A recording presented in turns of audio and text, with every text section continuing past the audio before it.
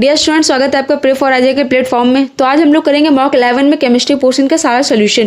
तो जितने भी बच्चों ने इस मॉक को दिया है वो इस क्वेश्चन में डिटेल वीडियो को अच्छे से देखें, और जिन्होंने भी अभी तक इसको स्किप करा है या फिर नहीं दे पाए हैं तो इसकी पीडीएफ हम लोग डिस्क्रिप्शन में डलवा देंगे। आप वहाँ से इसको पहले सॉल्व करिए, देन आके आप यहाँ पे सोल्यूशन देखेंगे तो आपको ज़्यादा अच्छे से समझ आएगा एज कम्पेयर टू केवल सोल्यूशन देखने से। यहाँ पे प्रे फॉर आईजे का मेन मोटिव है कि बच्चों को अच्छा कंटेंट मिले और वो ज़्यादा अच्छे से अपनी प्रिपरेशन कर पाएँ। तो अगर आप हमारे चैनल पर नए हैं तो पहले ही चैनल को सब्सक्राइब कर लीजिए, क्योंकि प्रे फॉर आईजे आपको यहाँ पे हर एक चीज़ प्रोवाइड करवा रहा है, वो भी फ्री ऑफ कॉस्ट। तो स्टार्ट करते हैं हम हमारे पहले क्वेश्चन से। दिया हुआ है the number of resonance structure for the anthracene are. तो ये क्वेश्चन तो आपका हो गया होगा, ये बेसिक आपका जीओसी का है और ऐसे क्वेश्चन आपको पूछे गए हैं। तो ये मैं बता दूँ कि ऐसे क्वेश्चन आपको जेई में भी पूछे गए हैं। तो देखो, सबसे पहले यहाँ पे हमारा एंथ्रासाइन है। इसके करने के हम दो तरीके बता सकते हैं। पहला तो हम सबसे यहाँ पे करते हैं जो हमारा बेसिक होता है, जिसको हमें करना चाहिए।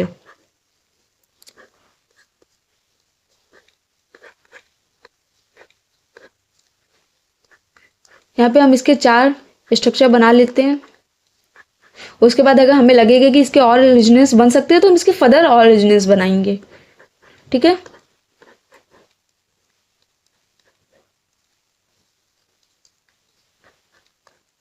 तो देखो अब हमें क्या करना है। सबसे पहले हमें यहाँ पे पहला रेजोनेंस क्या बन सकता है हमारा।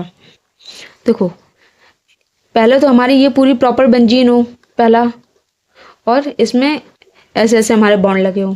देखो क्या करना होता है, यहाँ पे एक पहली बेंजीन बनाना होता है, उसमें हमको बेंजीन के 2 स्ट्रक्चर बनाने होते हैं। पहला आपका स्ट्रक्चर क्या होता है यहाँ पे ये, और दूसरा स्ट्रक्चर होता है आपका यहाँ पे ये। तो मान लो ये एक्स एंड वाई है, तो यहाँ पे हमें बेंजीन के 2 स्ट्रक्चर, पहले हमें ये क्रिएट करना होता है, फिर ये क्रिएट करना होता है। ऐसे ही सेम हमें तीनों बेंजीन में करना है। तो हमारे पहले में क्या हो गया, हमने इसको क्रिएट कर लिया, यानी कि एक्स फॉर्म को हमने क्रिएट कर लिया। अब हम क्या करेंगे, अब हम इसकी सेकंड फॉर्म को यानी कि वाई फॉर्म को क्रिएट करेंगे पहले वाले में। तो देखो पहले वाले में क्रिएट करेंगे तो इसके लिए क्या होगा, ये यहाँ आ जाएगा हमारा, ये यहाँ होगा, और जो आपका फर्दर होगा आगे ऐसे प्रोसीड करता जाएगा। तो यहाँ पे हमारी जो ड्रिंक बनेगी वो होगी। तो देखो इसके मैंने एक एक्स स्ट्रक्चर बना लिया, एक हमने वाई स्ट्रक्चर बना लिया। अब हम क्या करेंगे, अब सेकंड रिंग में जाएंगे। तो सेकंड रिंग में आप जाते हैं, तो सेकंड रिंग में जब आप देखोगे ये वाला पार्ट, ठीक है, तो इसमें आपको ये पार्ट देखे क्या, ये वाला पार्ट आपको वाई वाला ही लग रहा है ना, यानी कि हमारी जो सेकंड रिंग है उसमें भी वाई पार्ट बन गया। अब हमको क्या बनाना है, वहाँ पे एक्स पार्ट वगैरह बनाने हैं। तो देखो यहाँ पे इसको ऐसे कर देते हैं और हमारी रिंग बन गई। तो सबसे पहले हमारा आता है यहाँ पे थर्ड में। देखो हमने यहाँ पे क्या बनाया, यहाँ पे हमने एक्स पार्ट बना दिया। अब यहाँ पे हम जब ये वाला बनाते हैं तो देखिए यहाँ पे क्या हो गया, ये आपका x बन गया, ये आपका इसका y बन गया। यहाँ पे आप इसको देखोगे तो ये आपका तीसरी वाली जो रिंग है उसका यहाँ पे ये x बन गया, और ये देखोगे तो ये इसका y बन गया। अब बात आती है मैम सेकंड रिंग का क्या हुआ, बात आती है ना। तो देखो आप जब सेकंड रिंग देखते हो तो यहाँ पे ये आपका x है सेकंड रिंग का, और यहाँ पे ये देखोगे तो ये आपका सेकंड रिंग का ही, देखो यहाँ पे आप देखोगे सेकंड रिंग का आपका y है और ये आपका सेकंड रिंग का x है, यानी कि आपको दिख रहा है कि यहाँ आपके x y की तीनों रिंग के सारे स्ट्रक्चर बन गए हैं। तो फिर आपका यहाँ पे कंप्लीट होता है यहाँ पे आपका रेजोनेंस। तो यहाँ पे आपके कितने रेजोनेंस हुए, 4। ठीक है, इसके अलावा आप स्ट्रक्चर बना के देखिएगा, आपके बनेंगे ही नहीं। सिंपल बनाने का पैटर्न बताया है, इसको आप अपने प्रैक्टिस में करिए। अब आता है इसमें सेकंड करने का मेथड कि मैम चलो ठीक है ये तो अच्छा है, पर हमको पेपर में करना है, अर्जेंट करना है, हम क्या करें। तो ये आपका आता है यहाँ पे मेथड 2। इसे हम लोग लाइन मेथड कह सकते हैं। क्या होता है, ये जो स्ट्रक्चर है, देखो मैं एक एक लाइन नहीं बना रही, मान लो ऐसा सर्कल है, यहाँ पे स्ट्रक्चर है। इसमें हमें क्या करना होता है, सिंपली देखना है, लाइनें खींचो, 1 लाइन 2 3 4, जितनी लाइन से यहाँ कट हुआ यहाँ पे उसके नंबर ऑफ रेजोनेंस बनेंगे। तो ऐसे हमारे नंबर ऑफ रेजोनेंस कितने हो गए, कितने, 4। तो देखो ये हर किसी में आपका नहीं होता, ये हर किसी में वैलिड नहीं होता, ये कुछ ही क्वेश्चंस में होता है, इसलिए आप मेन इस वाले को ही अच्छे से करें। लेकिन अगर आपको लगता है कि वहाँ पे नहीं हो रहा और ऐसे कुछ स्ट्रक्चर दिख रहा है तो आप इसको कर सकते हो सेकेंड मेथड को। अब आता है हमारा सेकेंड क्वेश्चन, दिया है the correct order of melting point of chloride of alkali metal. So ये क्वेश्चन में तो बच्चों पक्का फंसे हो गए, 100% ये क्वेश्चन ने आपको फंसाया होगा। क्यों? क्योंकि हमने क्या पढ़ा है, हमने तो पढ़ा है कि मैम जो हमारा मेल्टिंग पॉइंट होता है ठीक है, वो हमारा बढ़ता है जब हमारा साइज होता है वो कम होता है, और हमारा जब साइज बढ़ता है तो हमने पढ़ा है कि मैम मेल्टिंग पॉइंट हमारा कम होता है। और ये सोच के सारे बच्चों ने यहाँ पे करेक्ट किया होगा ऑप्शन बी, ठीक है। बट नहीं, जिन्होंने भी ऑप्शन बी करेक्ट किया होगा उनका ये हो गया होगा ऑप्शन बी नहीं, ऑप्शन बी और सॉरी ऑप्शन ए, उनका हो गया होगा ये रॉन्ग। और यहाँ पे आपके आ गया होगा -4 मार्क्स कम हुआ होगा, +1 मार्क्स अलग से कटा होगा आपका। अब यहाँ पे आपको लगता है कि मैम +4 करें तो हमको क्या आना चाहिए। देखो इसमें एक होता है थोड़ा सा एक्सेप्शन। क्या एक्सेप्शन होता है, जो आपका LiCl होता है, LiCl इसकी जो हाइड्रोजन एनर्जी होती है, हाइड्रोजन एनर्जी ये होती है बहुत ज़्यादा, जिसकी वजह से इसका जो मेल्टिंग पॉइंट होता है वो कम हो जाता है। और जब इसका मेल्टिंग पॉइंट कम हो जाता है तो ये पीछे आ जाता है, यानी कि ये NaCl KCl से पीछे आ जाता है। तो हमारे इसमें क्या बनता है सही, KCl, फिर आता है आपका यहाँ सबसे पहले आता है NaCl, फिर आता है आपका KCl, फिर आता है आपका RbCl, फिर आता है आपका CaCl, फिर आपका आता है कहीं जाके LiCl, ठीक है। ऐसा होता है आपका पैटर्न। पर बच्चों को ये लगता है कि नहीं इसका तो साइज छोटा है हमारा, ऐसा क्या होता है इसमें साइज हमारा छोटा है तो हमारा मेल्टिंग पॉइंट बढ़ गया, यानी कि हमारा मेल्टिंग पॉइंट में LiCl आगे होना चाहिए। बल्कि बच्चे ये वाला कॉन्सेप्ट भूल जाते हैं और इसको वो एक्सेप्शन समझ लेते हैं, ठीक है। तो या तो आप इसे एक्सेप्शन के तरीके याद रखो या फिर इसका ये की पॉइंट याद रखो, ठीक है, जिसे आप VSQ डाल के लिख सकते हैं अपनी एक नोट्स में। इसको लिखते रहिए क्योंकि आगे आपको रिवाइज करने में इंपॉर्टेंट होगा। तो यहाँ से आपका ऑप्शन कौन सा सही होगा, ऑप्शन सी। अब नेक्स्ट क्वेश्चन आता है आपका, the quantum number of most energetic electron of any atom of first state. तो ये तो मोस्ट प्रोबेबली हो गया होगा, एटॉमिक स्ट्रक्चर है और ये तो आपने पढ़ा होगा फिजिक्स में भी।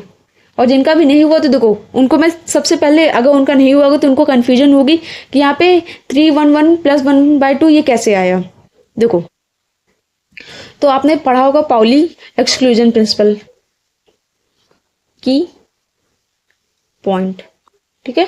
जैसे आप VSQ डाल के लिखोगे, क्या VSQ word ma'am special questions, 1 minute, VSQ नहीं वर्ड मैम स्पेशल पॉइंट यार, ओके देखो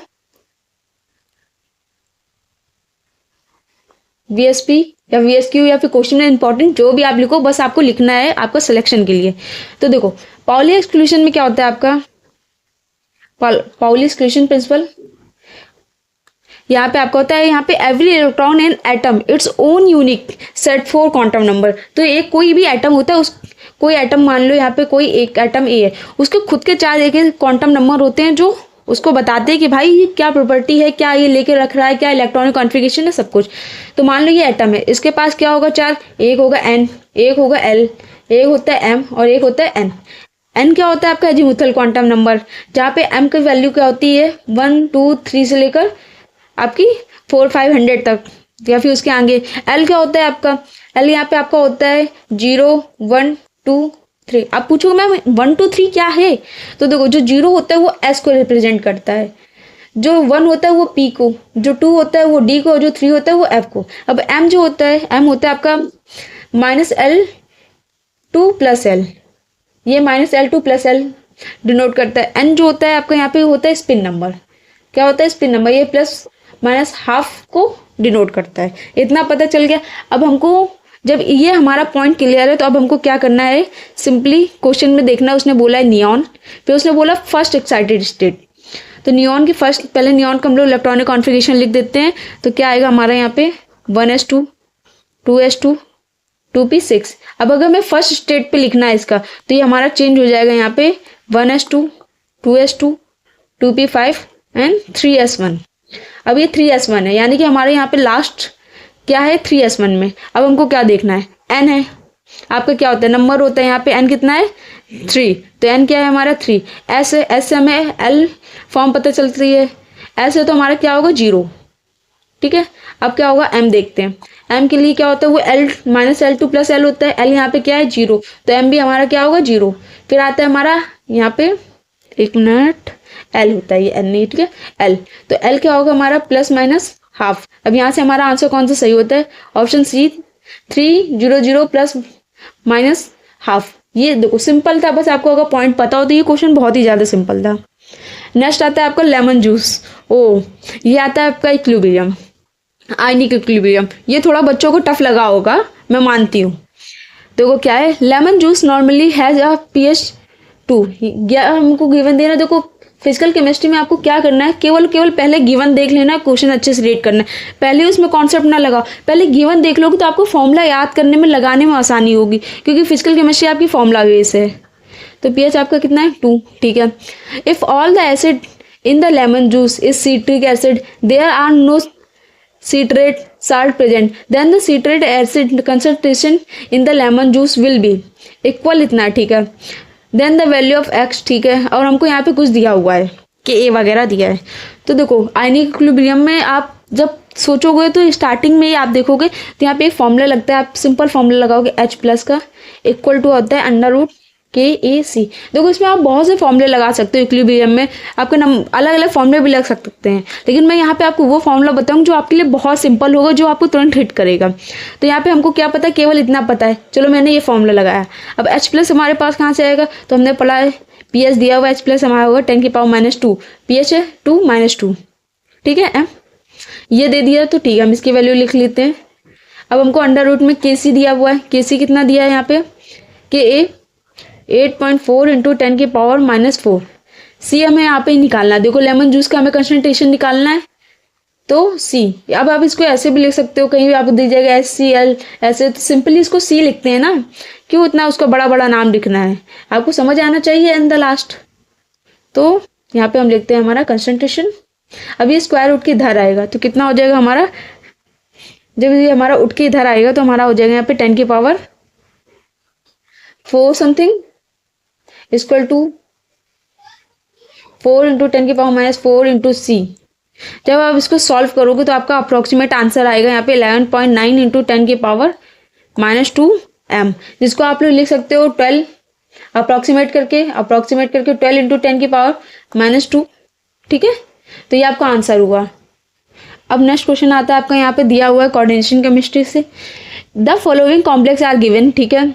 यहाँ पे आपको 6 कॉम्प्लेक्स दिए हुए हैं। अब देखो ऐसे क्वेश्चन करने से पहले आप उसके ऑप्शंस को देख ले तो आपके लिए ज़्यादा प्रॉफिटेबल होगा कि आपको, क्योंकि यहाँ पे आपको 3 ये अलग दिख रहा है और ये 3 थोड़े अलग फॉर्म के दिख रहे हैं, ठीक है। तो हम ऑप्शन देख लेते हैं। दिया 4, 5 आर कलर्ड, ठीक है, मतलब 4, 5 में कलर्ड है, 6 इज कलरलेस, फिर 2 ऑप्टिकली एक्टिव, 1 और 3 ऑप्टिकली इनएक्टिव। मतलब यहाँ से पता चल रहा है वो एक्टिव और ऑप्टिकली की बात कर रहा है, ऑप्टिकल, और यहाँ पता चल रहा है कि वो कलर की बात कर रहा है। बस हमें इतना पता चल गया। अब नेक्स्ट हम करते हैं, तो देखो पहले यहीं कर लेते हैं, आओ स्टार्ट करते हैं। पहला दिया हुआ है आपको ट्रांस CuNH3 4H2। तो हम लोग इसको कैसे समझ सकते हैं कि हमको कुछ ऐसी फॉर्म दिख रही है इसकी, MA4B2, ये M है, ये आपका B है, A है जो 4 फॉर्म में, ये B है जो I2 है, ठीक है। कुछ ऐसी फॉर्म दिखी। अब नेक्स्ट वाला हम देख लेते हैं। यहाँ पे ये भी मान लो ये M है, फिर अमोनिया है, ठीक है, तो A2। फिर आपको यहाँ पे BEN क्या होता है, हमारा बाई डेंटेड लिगेंड होता है, तो इसको हम लोग ऐसे लिखते हैं A स्क्वायर। तो मतलब आप देखोगे, एक मिनट, हाँ, तो ये कुछ कुछ फॉर्म इसी के जैसे है, बस यहाँ पे ये A4 है और यहाँ पे 2 साथ लिख के 2 बना दिया है। थर्ड वाला हम देख लेते हैं। यहाँ पे भी आपको देखो सेम दिया हुआ है, बस चेंज क्या हुआ है यहाँ पे आपका ट्रांस, यहाँ पे C से ये फॉर्म आपकी ट्रांस है, तो MA2 AA2। अब हम क्या करते हैं, बनाते हैं स्ट्रक्चर MB AA। अब देखो आप इसको जब इधर देखोगे इस फॉर्म में, एक मिनट, थोड़ा लाइन थोड़ी ज़्यादा खराब हो गई, वो कोड को सही कर देते हैं हम। देखो जब आप इसको देखते हो, देखो, तो आप जब इसको देखोगे तो आपको यहाँ पे दिखेगा कि यहाँ पे जो आपकी POS होती है, यानी कि POS आपका प्रेजेंट है, प्लेन ऑफ सिमेट्री यहाँ पे आपकी प्रेजेंट है। और जब प्लेन ऑफ सिमेट्री प्रेजेंट है तो ये हमारा क्या होगा, ऑप्टिकली इनएक्टिव। अब सेकंड स्ट्रक्चर बना लेते हैं हम, तो क्या है MBB A। एक मिनट, मान लो ये B है और ये मान लो स्मॉल a है। अब दोबारा स्ट्रक्चर नहीं बनाते हैं, ठीक है। ये हमारे कनेक्ट है। अब इसको जब आप देखोगे तो इसकी क्या कोई फॉर्म बन रही है, तो जब आप यहाँ पे इसकी मिरर इमेज बनाओगे मिरर इमेज बनाते हैं हम, तो हमें इसकी यहाँ पे एक फॉर्म दिखती है जो सेम इसके जैसी दिखती है, ठीक है। यानी कि इसके यहाँ पे हमें मिरर इमेज देखने के लिए मिल रही है। तो यहाँ पे हमारा जो पीओएस होगा वो नहीं होगा, पीओएस नहीं होगा तो यहाँ पे क्या होगा, ये ऑप्टिकली एक्टिव होगा। अब इसका देखोगे ये कौन सा फॉर्म है आपका, सिस फॉर्म। अब ये फॉर्म है ट्रांस का, और जब ट्रांस फॉर्म है, जब इसको बनाते हैं हम एम ए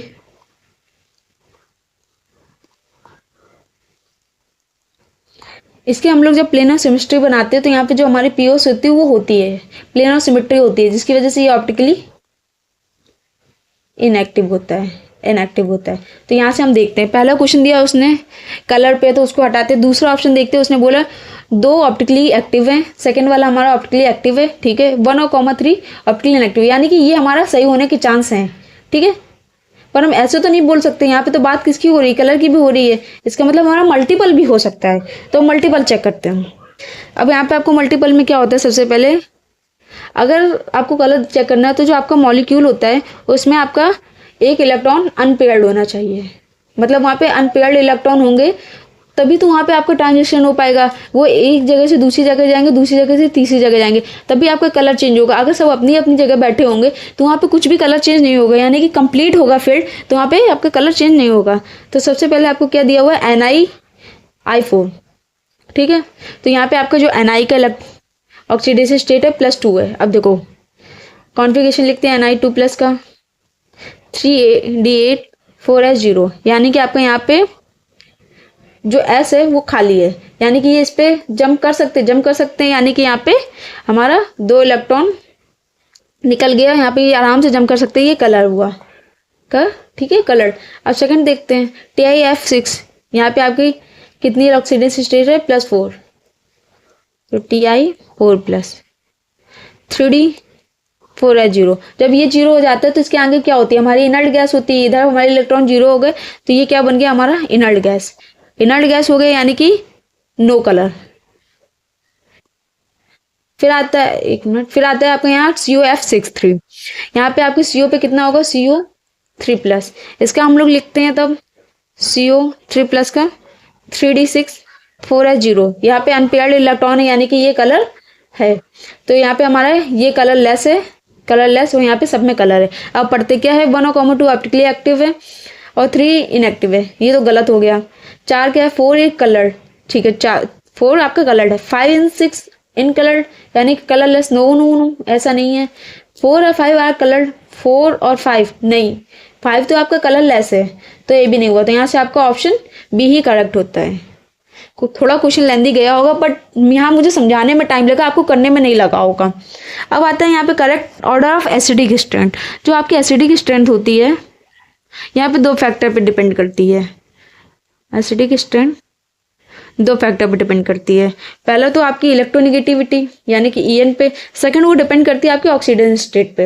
अब EN देखते हैं हम, यहाँ पे क्या है, Cl सल्फर और फास्फोरस। तो सबसे ज़्यादा EN किसकी होगी, सल्फर, क्लोरीन की, फिर सल्फर की, फिर फास्फोरस की। और जब ऑक्सीडेशन स्टेट देखते हैं तो हमारा ऑक्सीडेशन स्टेट क्लोरीन का है +7, सल्फर का है +6, फास्फोरस का है +5, यानी कि सबसे ज़्यादा आगे क्या है, दोनों में क्लोरीन। तो सबसे ज़्यादा अच्छा होगा Cl2O7, क्योंकि यहाँ पे ऑक्सीजन हमारा सब में सेम है, इसलिए हमने ये रूल लगाया है। सेकंड आता है हमारा सल्फर, तो फिर होगा हमारा SO3, फिर आएगा हमारा P4O10। तो यहाँ से हमारा ऑप्शन ए करेक्ट होता है, ठीक है। एक मिनट, अब आता है नेक्स्ट, दिया हुआ the half life period of a radio active element is 40 day, ठीक है। ये आपका केमिकल काइनेटिक का क्वेश्चन है, बता दूँ तो। और ऐसे क्वेश्चन नॉर्मली होते हैं, मतलब टफ नहीं होते, बेसिक लेवल है।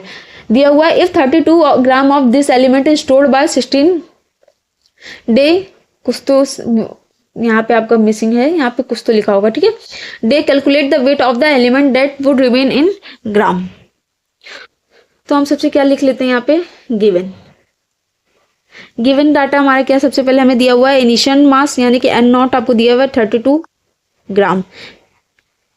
फिर आपको दिया हुआ टी हाफ यहाँ पे आपको दिया है element of the day T half 40 days.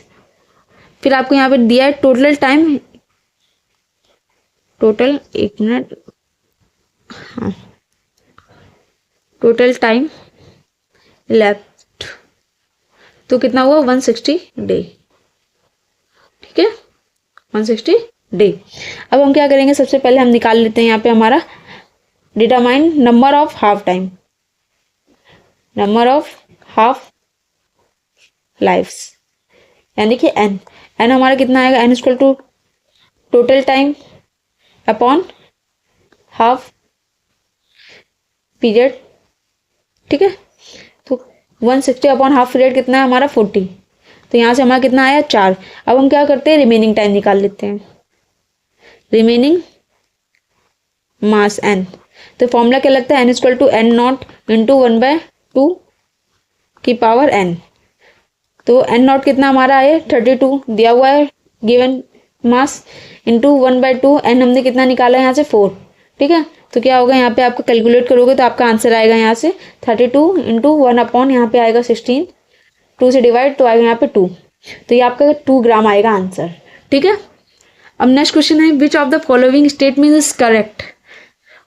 तो ये क्वेश्चन आपका है बायोमोलिक्यूल्स का, और जितने भी बच्चों ने बायोमोलिक्यूल्स को स्किप किया होगा तो भाई फिर तो आपने कुछ भी नहीं किया, बायोमोलिक्यूल्स इतना इजी चैप्टर तो कोई है ही नहीं। अब पढ़ लेते स्टेटमेंट क्या है, the polymer of alpha glucose, ठीक है, is readily digest by a human being but not beta glucose. ओ तो यहाँ पे उसने 2 बात की है, एक तो हमारी अल्फा ग्लूकोज की है और दूसरी बात होती है हमारी यहाँ पे बीटा ग्लूकोज की। बच्चे तो अल्फा बीटा छोड़ के वो तो बस ये देखेंगे कि बस ग्लूकोज है और दोनों लगा देंगे टिक, नहीं, यहाँ पे अल्फा और बीटा में थोड़ा डिफरेंट होता है। क्या होता है यहाँ पे डिफरेंट, जो आपका अल्फा ग्लूकोज होता है हमारे ह्यूमंस होते हैं, जो ह्यूमन बीन होते हैं ये कौन सा एंजाइम रिलीज करते हैं, एमाइलेज, ठीक है। ये एमाइलेज जो होता है वो ब्रेक करने का काम करता है हमारे अल्फा ग्लूकोज को, ब्रेक करता है अल्फा ग्लूकोज को हमारा, ठीक है। और जो बीटा होता है, बीटा ग्लूकोज, ये हमारा जो प्लांट होता है उसमें हमारा जो एंजाइम बनता है वो होता है सेलुलोज, और सेलुलोज केवल प्लांट में होता है, ह्यूमन बॉडी में नहीं बनता है ये एंजाइम, और ये एंजाइम ब्रेक करता है बीटा ग्लूकोज को। तो आपको यहीं से समझ आना चाहिए कि सेलुलोज तो ह्यूमन में होते ही नहीं, और जब ये एंजाइम होगा ही नहीं तो ये बीटा ग्लूकोज को कैसे ब्रेक करेगा। तो ऑफकोर्स जो हमारा अल्फा ग्लूकोज होगा वो ह्यूमन्स के द्वारा हो जाएगा ब्रेक, क्योंकि एमाइलेज ह्यूमन में होता है, बट जो हमारा बीटा ग्लूकोज है वो नहीं होगा, तो ऑप्शन है करेक्ट। नेक्स्ट आता है the enthalpy change delta H for the process, ठीक है, इज इतना। तो ठीक है, करते हैं हम हमारे क्वेश्चन को, थर्मोडायनेमिक्स का क्वेश्चन है। तो हमारी रिएक्शन है N2H4 10 to 2N + 4H। NH bond का आपका यहाँ पे दिया हुआ है, NN बॉन्ड का हमें निकालना है। तो जब आप इसको देखोगे ब्रेक करके तो हमारे किस फॉर्म में आता है, इसमें NN बॉन्ड है जो हमारा बन रहा है, और यहाँ पे हमारे NH बॉन्ड है, ठीक है, इतना दिया हुआ है। तो चलो रिएक्शंस लिख लेते हैं हम लोग। Delta H equal to bond energy of NN + 4 time हमारा NH बॉन्ड होता है, ये हमारी एनर्जी होती है। डेल्टा H हमें दिया हुआ है, यहाँ पे कितना दिया है 1724। NN बॉन्ड को हमें निकालना है, NN + 4 इंटू दिया हुआ है 391। जब इसको हम लोग पूरा कैलकुलेट करते हैं तो हमारा आंसर आता है 160 किलोग्राम मोल, ठीक है। तो ऐसे क्वेश्चन तो भाई +4 मार्क्स वाले, इसको तो आप बिल्कुल भी स्किप नहीं कर सकते हो। नेक्स्ट आता है आपका which group of the metal is called uranite. ये आपका डीएनए ब्लॉक का है, डीएनए ब्लॉक का। और डीएनए ब्लॉक को आपको बता दूं कि रिएक्शंस के अलावा ऐसे प्रॉपर्टी बेस्ड क्वेश्चन भी पूछे जाते हैं और थ्योरी बेस्ड। तो ये एफ ब्लॉक में आपका होता है यूरेनाइट वगैरह। तो ये आपका सीधा एनसीईआरटी का क्वेश्चन है, तो इसमें तो मुझे लगता नहीं कि किसी का गलत हो गया होगा। इसका आपका ऑप्शन होगा यहाँ पे ये PAOMCM। कैसे, आप देखो ये भी बता दीजिए, यूरेनाइट की बात हो रही है, यानी कि यूरेनियम। यूरेनियम का जो हमारा एटॉमिक नंबर होता है वो कितना होता है 92। और यहाँ पे जो हमारा PU यानी कि प्लूटोनियम होता है, इसका होता है 94। जो हमारा AM यानी कि अमर्शियम होता है, ये होता है 95। CM यानी कि क्रोमियम का होता है हमारा 96। तो ये इसी के आसपास है, ये हमारा यूरेनाइट है। सिंपल है, ये एनसीईआरटी बेस है। फिर दिया हुआ match the catalyst to the correct process. तो देखो अब ये बच्चे कुछ कह रहे होंगे मैम ये तो P ब्लॉक है ये वो। देखो P ब्लॉक डायरेक्ट आप नहीं बोल सकते हो, ऐसे क्वेश्चन आपको पूछे जा सकते हैं। डायरेक्ट आपको ऐसे क्वेश्चन भी पूछे जा सकते हैं, क्योंकि आपके P ब्लॉक के रिएक्शंस मेनली नहीं पूछे जा सकते, लेकिन उसने ये नहीं बोला कि वो प्रॉपर्टी नहीं पूछ सकता, माना उसने हटा दिया। पर ऐसे ये आपको जनरल नॉलेज, ये आपको periodic table, DNA block in जगह भी यूज हो सकता है। तो ऐसे क्वेश्चंस को स्किप ना करें, इनको अच्छे से करें। तो जो आपका TiCl3 होता है, ये होता है आपका जनरल नाटा पॉलीमर यानी कि ऑप्शन सेकंड, इतना आपको पता होगा। अब आप यहाँ पे देखोगे, आपने पढ़ा होगा ये 12th में, ये तो हो ही सकता है, आप इसको तो मत ही बोलना कि मैम नहीं पढ़ा, ये 12th में पढ़ा होगा। जो आपका V2O5 होता है, ये क्या कॉन्टेक्ट प्रोसेस का काम करता है। यहाँ से आपको दो पता चल गया तो क्या देखोगे, ए का थर्ड नहीं गलत, ए का सेकंड ठीक है, ए का थर्ड गलत, दो ऑप्शन हो गए। डी वाला ए का हमारा थर्ड है ठीक है, ए का सेकंड गलत, यानी कि ऑप्शन बी हमारे यहाँ से करेक्ट होता है। यहाँ से आप ऐसे लॉजिक लगा सकते हो, ये आपको क्लास 12th का ही है।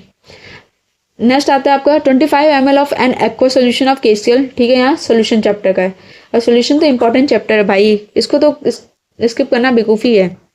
और सिंपल क्वेश्चन आते हैं, देखो क्या दिया हुआ है यहाँ पे KCl है ठीक है, found are required 20 ml of 1 m AgNO3 solution, titrate करता है using of K2CrO4 as indicator depression of, यानी कि KF आपको यहाँ पे निकालना है और TF निकालना है ठीक है।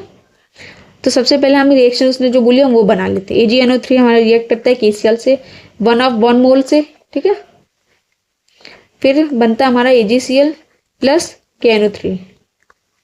तो सबसे पहले हम मोल्स निकाल लेते हैं, और मोल्स निकालने के लिए जितने बच्चों ने ना ये सोचा होगा मोल कॉन्सेप्ट तो पूछा ही नहीं गया, इसको तो स्किप कर देते, तो इसको तो स्किप करने की गलती मत करना, इसको तो जरूर से जरूर करना, क्योंकि मोल कॉन्सेप्ट आपका सोल्यूशन इक्विलिब्रियम हर जगह आ सकता है भाई, हर जगह मोल पूछेगा आपसे। तो मोल ऑफ AgNO3 कितना है आपका m इंटू वी, एम हमारा कितना उसने क्या बोल दिया यहाँ पे 1 m ठीक है, तो 1 इंटू वॉल्यूम आपको यहाँ पे कितना दिया हुआ है 20 ml, तो 0.2 लीटर। क्या एक मिनट क्या हो गया, इसको इरेज करते हैं और अब लिखते हैं। तो हमारा यहाँ पे क्या आएगा, यहाँ पे 0.02 लीटर, तो हमारा ओवर ऑक्स आएगा 0.02। अब देखो यहाँ पे ये भी 1 m है, ये भी 1 m है, तो ये दोनों का मोल्स ऑफ हमारा AgNO3 इक्वल होगा हमारे moles of AgNO3 moles of हमारे KCl के, यानी कि इसका भी होगा हमारा 0.02। इतना हो गया। अब हम क्या निकाल लेते हैं, मोलैरिटी, एक मिनट,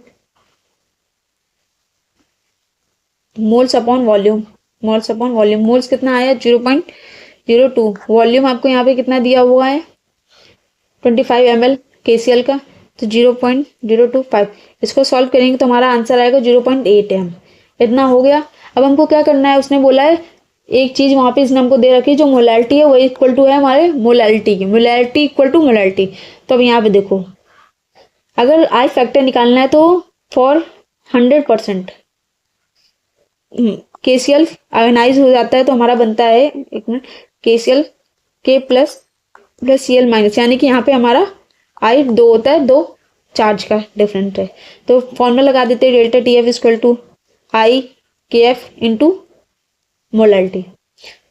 तो आई हमारा कितना है 2, KF यहाँ पे आपको दिया हुआ है 2, m आपको यहाँ पे कितना है निकाला अभी हमने 0.8, तो हमारा ओवरऑल आंसर आएगा 3.2 डिग्री। तो यहाँ से हमारा ऑप्शन भी करेक्ट होता है।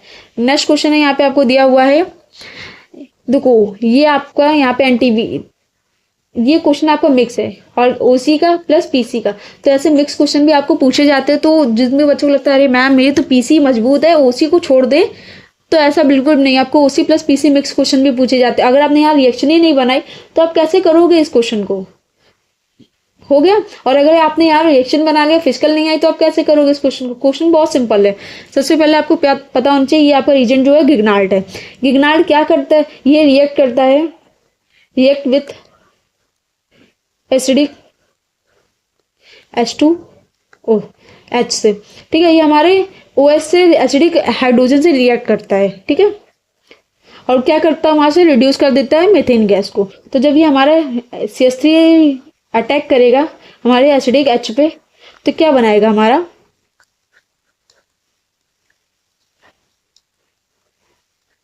CHO है, ठीक है, CHO को यहाँ पे COH है और ये OH है। जब यहाँ पे गिगनार्ड हमारा यानी कि CH3MgBr रिएक्ट करेगा